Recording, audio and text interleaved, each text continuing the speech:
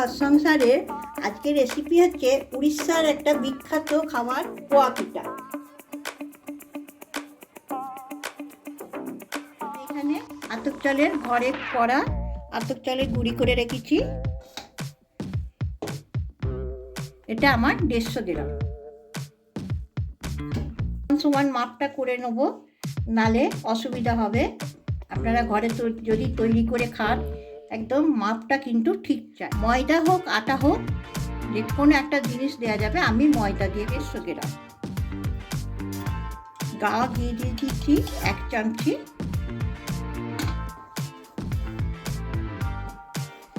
এখানে ছোট এলা দুটো থেতো করে রেখেছি, দিয়ে দিলাম। নুন দিয়ে দিলাম 1/2 চামচি। এটা উড়িষ্যার খুব বিখ্যাত। আমি এখানে নড়েল গুড় দিয়ে দিচ্ছি। শীতকাল নড়েল গুড় যেখানে জায়গায় পাওয়া যায়। আমি এখানে 1/2 বাটি নড়েল গুড় দিয়ে দিলাম 100 গ্রামের মতো। আমি এখানে চিনি গুঁড়ো দিয়ে দিচ্ছি 100 গ্রাম। ভালো করে মিশিয়ে নেব।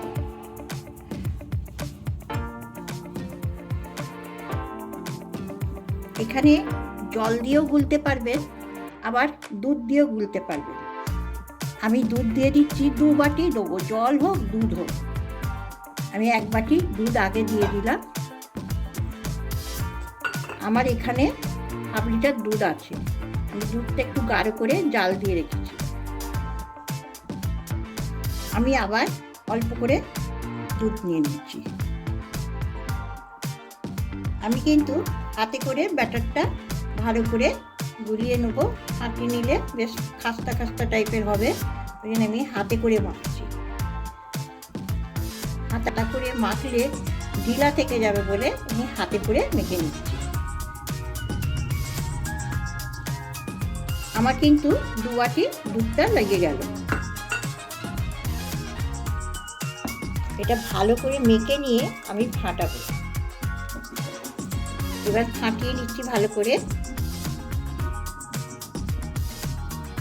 এইরকম গাঢ় থাকবে।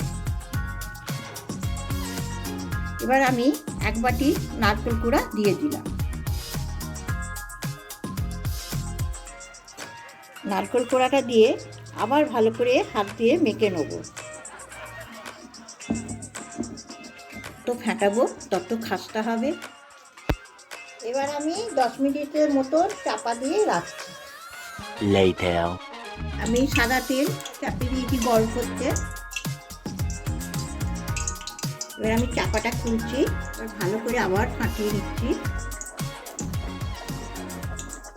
গ্যাসটা জোরে রেখেছি। আমি কাপে করে নিয়ে নিচ্ছি। কাপে করে হলে বেশ বড় টাইপের হবে। আমার হাতাটা ছোট আছে। ভালো করে চেঁচে নেব। একবারে কড়াতে গিয়ে আস্তে করে ছেড়ে দেবো।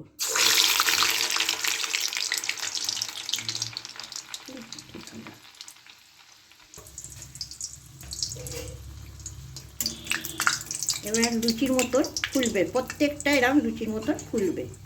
আর গ্যাসটা একটু জোরেই দিতে হবে, তারপরে মিডিয়াম আনবো। উল্টে দিচ্ছি।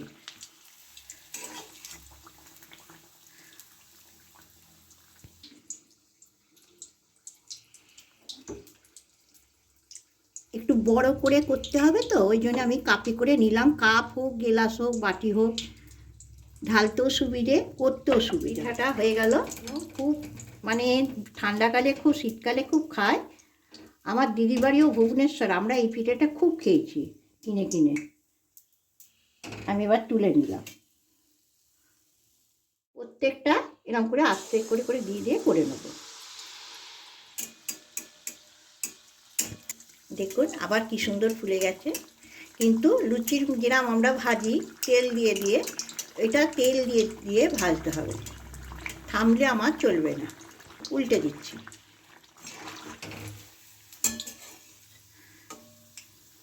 এটা 1 সপ্তাহ মতন রেখে দিয়ে আপনারা স্টোর করে খেতে পারবেন। যদি ভিডিওটা আপনাদের কাছে ভালো লাগে লাইক করবেন, সাবস্ক্রাইব করবেন, কমেন্ট করবেন। সবাই ভালো থাকবেন, সুস্থ থাকবেন। তুলে নিচ্ছি। দেখুন কি সুন্দর ফুলো ফুলো লাগছে।